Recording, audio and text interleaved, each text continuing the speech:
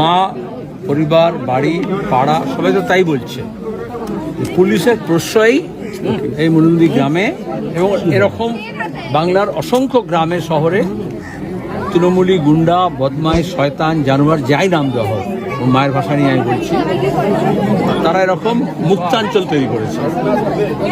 পঞ্চায়েত নির্বাচনের সময় এরা হুমকি দিয়েছিল, বোমাবাজি করেছিল, পুলিশ কোনো ব্যবস্থা নেয়নি।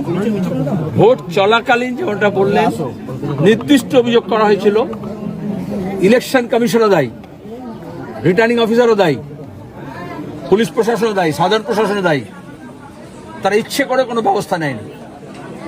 এবং নির্বাচনে যখন গণনা চলছে তার মধ্যে বিষয় মিছিলে কি আছে? আর মিছিল ছিল না, কাগজে যেরকম খবরে বলছে মিছিল থেকে বোমা ছোড়া হয়েছে, তা তো নয়, বোমা ছোড়ার জন্যই মিছিলটা করেছে। এখানে যা দেখলাম আমরা এই গ্রামে এসে, পাড়ায় এসে, এখানে তো মিছিল আসার কথা নয়। এটাকে মিছিলের কোনো রুট হতে পারে? অপদার্থ পুলিশ, এখন এত এত পুলিশ আছে, আমরা সওয়াল করবো কত পুলিশ আছে, তাহলে ওখানে পুলিশ কি করছিল? জানে এটা আগে থেকে কমপ্লেন আছে, তাহলে ভোটের আগের দিনই তো এদেরকে ধরে নেওয়ার কথা। এবং গোটা গ্রাম থেকে অবৈধ অস্ত্র, যা স্টক পাইল বোমা আছে, সেগুলো সব উদ্ধার করার কথা। গোটা রাজ্য জুড়ে কত শিশু এরকম বোমা আঘাতে মারা গেছে, অ্যাক্সিডেন্টালি মারা গেছে, বোমা ছুঁড়ে মারা গেছে, এবং এই অস্ত্র ব্যবহার করা হয়।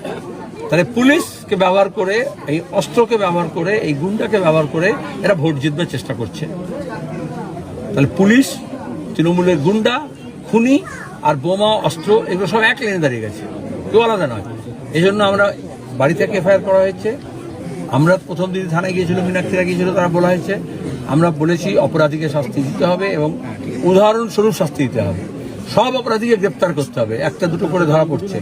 তাদেরকে যে যেমনটা পুলিশ করে সেরকম ছানবিন করে, ট্রিটমেন্ট করে সব নাম উদ্ধার করতে হবে। কিন্তু এখনো এই কদিন হয়ে গেল, এখনো স্যানিটাইজ করা হয়নি গোটা গ্রামকে। আপনি এখানে যে আছেন, যে বোমা ফাটবে না তার গ্যারান্টি কি আছে? তাহলে সব বোমা উদ্ধার করা হলো না। মা বলছে 2 বস্তা ধরে বোমা নিয়ে আসছিল, তো কয়েকটা বোমা ফাটলো, বাকি পুলিশ তো ততগুলো বোমা উদ্ধার করলো না যেটা নিয়ে এসছিল, যেটা ঘরে মাঠে আছে। আর তৃণমূলের জানোয়ারদের শিক্ষা হয় না? কত তৃণমূলের নেতা মারা গেছে, কর্মী মারা গেছে বোমা বাঁধতে গিয়ে আর বোমা স্টকে রাখতে গিয়ে নিজের বাড়িতে। আমরা চাই সব অস্ত্র উদ্ধার হোক, সব অপরাধী ধরা পড়ুক, তাদের উদাহরণস্বরূপ শাস্তি হোক, এবং এই গোটা এলাকাটাকে স্যানিটাইজ করা হোক, যাতে অবৈধ অস্ত্র এবং অবৈধ বোমা কেউ যাতে রাখার সাহস না। এই পুলিশের তদন্তের উপর আশ্বাস আছে? এখন তো পুলিশ ধরছে, পুলিশের মানুষের রাস্তা রাখতে হয়, কোনো পুলিশ নয়। এ পুলিশ, ও পুলিশ, এ রাজ্যের, ও রাজ্যের, রাজ্যের, কেন্দ্রের পুলিশ। পুলিশ আমি জাত ধরেই বলতে পারি, পুলিশের জাতটাই এরকম দলদাস হয়ে যায়। আজকে তৃণমূলের বুথ সভাপতি গ্রেপ্তার হয়েছে, এই যে যার নামে অভিযোগ করছেন তার মা। অঞ্চল সভাপতি, ব্লক সভাপতি, জেলা সভাপতি, গোটা দেশের সভাপতি, রাজ্যের সভাপতি কম আছে? ওদের তৃণমূল এরকম পদ অনেককে দিয়ে দেয়, আর তারা তো সব একটা বিপদ তৈরি করে। ল কলেজে দেখলে না দক্ষিণ কলকাতায় কে ধর্ষণ কে করলো? যাকে অভিষেক মমতার দায়িত্ব দিয়েছে ওই কলেজ পরিচালনা করার, সে ছাত্রনেতাও, সে আধিকারিকও, সে কর্মচারীও, সে আইনজীবীও, সে আবার পরিচালক মণ্ডলীও।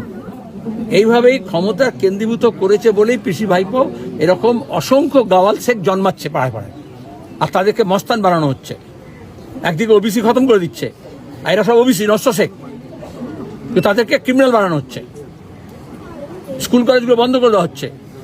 এ তো পরিকল্পনা, তৃণমূলের, মমতা ব্যানার্জির, RSS এর পরিকল্পনা যে এই ধরনের লোকজনকে একটা ক্রিমিনাল কমিউনিটি বানানো হোক, আর তাদের টাকা দিয়ে, তাদের অস্ত্র দিয়ে, তাদের গন্ডগোল দিয়ে ওরা সব রাজত্ব করুক, সেখানে দাঁড়িয়ে সোনা পাচার করুক, গরু পাচার করুক, বিস্কুট পাচার করুক, সোনার, যা কিছু করতে পারে। এটা একটা শুধু বোমা নয়, তদন্ত এই জন্য ঠিকমতো করা দরকার আছে। একটা থেকে আর একটা বেরোবে, বোমা থেকে অস্ত্র, অস্ত্র থেকে খুনি, খুনি থেকে তার সাঙ্গপাঙ্গ, তার সাঙ্গপাঙ্গ থেকে কোথায় তারটা কার সঙ্গে জড়ানো আছে, সবটা বেরোবে। ওই জন্য আমরা পূর্ণাঙ্গ তদন্ত চাই। মুখ্যমন্ত্রীর নির্দেশের পরেই আপনাদের দলের তরফ থেকে বলা হচ্ছে, জোট প্রার্থী যাদের এজেন্টরা ছিলেন তারাও বলছেন যে ভোটের দিন অভিযোগ করা হয়েছিল এই 35-36 নম্বর বুথ থেকে, যে সেখানে বোমা অস্ত্র মজুদ আছে বলে। তখন তল্লাশি করে কিছু পাওয়া গেল না, কিন্তু গতকাল দেখা গেল 2জন অভিযুক্তের বাড়ি থেকে অনেকগুলো বোমা পাওয়া গেল। পুলিশ যদি নিজের কাজ ঠিক করে করতো, আর ইলেকশন কমিশন যদি নিজের কাজ ঠিক করে করতো, পশ্চিমবঙ্গের কোনো ভোটেই পশ্চিমবঙ্গের এতগুলো প্রাণ যেত না। একটা উপনির্বাচনকে কেন্দ্র করে যদি একটা বাচ্চা মেয়ের প্রাণ চলে যায়, এর থেকে পরিষ্কার বোঝা যায় সরকার, ইলেকশন কমিশন এবং পুলিশ এরা তিনজন মিলে চায় যে ভোট নিজেদের খুশি মতো মানুষ যাতে না দিতে পারে এবং সরকারের বহাল তবিরতে নিজের চেয়ার যাতে তারা গুছিয়ে রাখতে পারে, আর তার জন্য কিছু গুন্ডাদেরকে রাস্তায় নামিয়ে দেওয়া হয়েছে।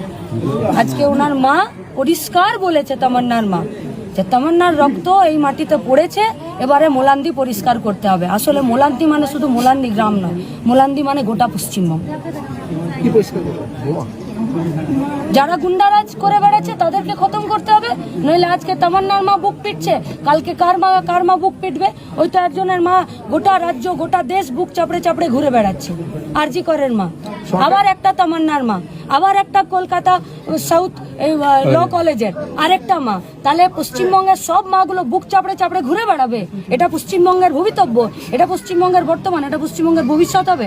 পার্টির সম্পাদক আমাদের উনি পরিষ্কার বলেছেন যে এটার তদন্ত, পূর্ণাঙ্গ তদন্ত, কারা এর পিছনে আছে এবং এর পিছনে মোটিভ কি।